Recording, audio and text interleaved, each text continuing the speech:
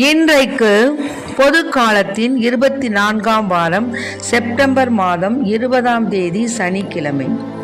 இன்று தேவன் நமக்கு தரும் ஜீவநீரூற்றான இறை வார்த்தைகள் திருப்பாடல் 100. இறை வார்த்தைகள் 1-2, 3-4 மற்றும் 5 முடிய. நாம் அனைவரும் பாட வேண்டிய பதிலுரை பாடல்.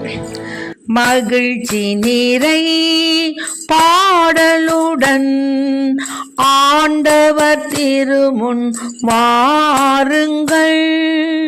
மகிழ்ச்சி நிறை பாடலுடன் ஆண்டவர் திருமுன் வாருங்கள். அனைத்துலகோரே ஆண்டவரை ஆர்ப்பரித்து வாழ்த்துங்கள். ஆண்டவரை மகிழ்ச்சியுடன் வழிபடுங்கள். மகிழ்ச்சி நிறை பாடலுடன் அவர் திருமுன் வாருங்கள். மகிழ்ச்சி நிறை பாடலுடன் ஆண்டவர் திருமுன் வாருங்கள். ஆண்டவரே கடவுள் என்று உணருங்கள். அவரே நம்மை படைத்தவர், நாம் அவர் மக்கள், அவர் மேய்க்கும் ஆடுகள். மகிழ்ச்சி நிறை பாடலுடன் ஆண்டவர் திருமுன் வாருங்கள். நன்றியோடு அவர்தம் திருவாயில்களில் நுழையுங்கள். புகழ் பாடலோடு அவர்தம் முற்றத்திற்கு வாருங்கள். அவருக்கு நன்றி செலுத்தி அவர் பெயரை போற்றுங்கள். மகிழ்ச்சி நிறை பாடலுடன் ஆண்டவர் திருமுன் வாருங்கள். ஏனெனில் ஆண்டவர் நல்லவர், என்றும் உள்ளது அவர்தம் பேரன்பு. தலைமுறை தோறும் அவர் நம்பத்தக்கவர்.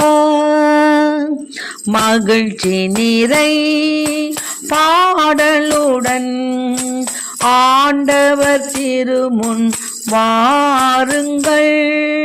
மகிழ்ச்சி நிறை பாடலுடன் ஆண்டவர் திருமுன் வாருங்கள். இன்றைக்கு நம் தேவன் தரும் ஜீவநீரூற்றான இறை வார்த்தைகளை கேட்டோம். அதாவது திருப்பாடல் 100ல் மகிழ்ச்சி நிறை பாடலுடன் ஆண்டவர் திருமுன் வாருங்கள். வெறும் பாடல் கூட கிடையாது, மகிழ்ச்சி நிறை, முழு உள்ளத்தோடு முழு ஆன்மாவோடு அனைத்துலகோரே ஆண்டவரை ஆர்ப்பரித்து வாழ்த்துங்கள். ஏன்னா ஆண்டவரை நம்ம மகிழ்ச்சியுடன் வழிபடணும். மகிழ்ச்சி நிறை பாடலுடன் அவர் திருமுன் வரணும். ஏன்னா கடவுள், ஆண்டவரே கடவுள் அப்படிங்கிறத நம்ம உணர்ந்து பாடணும். ஏன்னா அவர் தான் நம்மளை படைச்சார், நாம் அவர் மக்களாக இருக்கிறோம். அவர் மேய்க்கக்கூடிய ஆடுகள், நமக்கு அவர் நல்ல ஆயன். அப்புறம் நன்றியோடு அவர்தம் திருவாயில்களில் நுழையணும். புகழ் பாடலோடு அவர்தம் முற்றத்திற்கு வரணும். அவருக்கு நன்றி செலுத்தி அவர் பெயரை போற்றி புகழணும். ஏன்னா ஆண்டவர் நல்லவர், என்றும் உள்ளது அவர்தம் பேரன்பு. தலைமுறை தோறும் அவர் நம்பத்தக்கவர். இப்போ கொஞ்சம் நினச்சி பாருங்க. இப்போ நம்ம அப்பா அம்மாவுடைய அவங்க அப்பா அம்மா, அவங்க அப்பா அம்மாவுடைய அவங்க அப்பா அம்மா, இப்படி நமக்கு பின்னாடி நம்ம பிள்ளைங்களுடைய பிள்ளைங்க, இப்படியாக தலைமுறை தோறும் ஆண்டவர் நம்மை ஆட்சி செய்கின்றார். நமக்கு அவர்தம் பேரன்பால் நம்மை புடை சூழ்ந்து இருக்கிறார். மேலுமாக ஆண்டவர் நல்லவர். அதனால தான் ஆண்டவரை நம்ம புகழ்ந்து பாடுவது மிக மிக மிக மிக ஒரு நம்முடைய கடமை. ஆண்டவருக்கு நாம் செலுத்தக்கூடிய நன்றி பலியோடு கூடிய அந்த பாடல்கள், புகழ்ச்சி பாடல்கள் எல்லாம் ஆண்டவருக்கு பிரியமானவை. ஏன்னா நாம் மாசற்ற வழியில் நடக்க கருத்தாக இருந்து எப்பொழுதும் தூய உள்ளத்தோடு ஆண்டவருடைய இல்லத்தில் பாடணும், ஆண்டவர் இல்லத்தை போற்றணும்.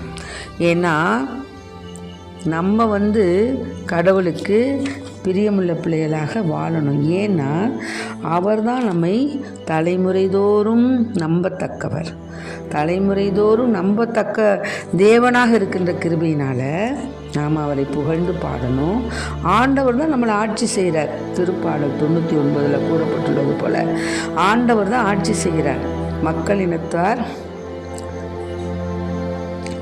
அவர் கெருபுகள் மீது வீற்றிருக்கின்றார். மண்ணுலகம் நடுநடுங்குவதாக. சீயோனில் ஆண்டவர் மேன்மையுடன் விளங்குகிறார். எல்லா இனத்தார் முன்பும் ஆட்சியுடன் திகழ்கின்றார். மேன்மையானதும் அஞ்சுதற்குரியதுமான அவரது பெயரை அவர்கள் போற்றுவார்களாக. ஏன்னா ஆண்டவர் தூயவர். 99 நான் 1 வார்த்தைகள் 9 முடிய ஆண்டவரை புகழ்ந்து இருக்கிறாங்க. அதனால தான் நம்ம ஆண்டவரை போற்றி பாடணும். மேலுமாக வல்லமை மிக்க அரசர் அவர், நீதியை விரும்புகின்ற தேவன், நேர்மையை நிலைக்க செய்யக்கூடிய தேவன், யாக்கோபினரிடையே நீதியையும் நேர்மையும் நிலைநாட்டினவர் நம் கடவுளாகிய ஆண்டவரை. அதனால தான் நம்ம பெருமைப்படுத்தணும். அவரது அரியணை முன் தாழ்பணிந்து வணங்கணும். ஏன்னா அவர் தூயவர். மோசேயும் ஆரோனும் அவர்தம் குருக்கள்.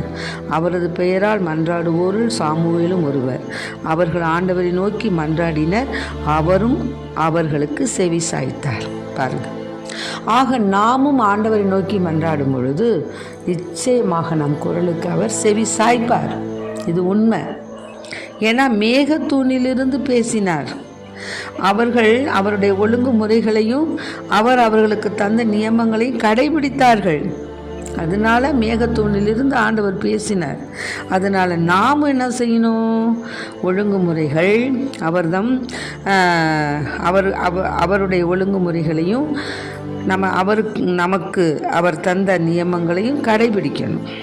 மேலுமாக நம் கடவுளாகிய ஆண்டவர் நம் குரலுக்கு நிச்சயமாக செவி சாய்ப்பார். மன்னிக்கும் கடவுளாக அவர் தன்னை வெளிப்படுத்துகிறார். ஆனாலும் தீச்செயல்களுக்காய் நம்ம தேவன் நம்மை,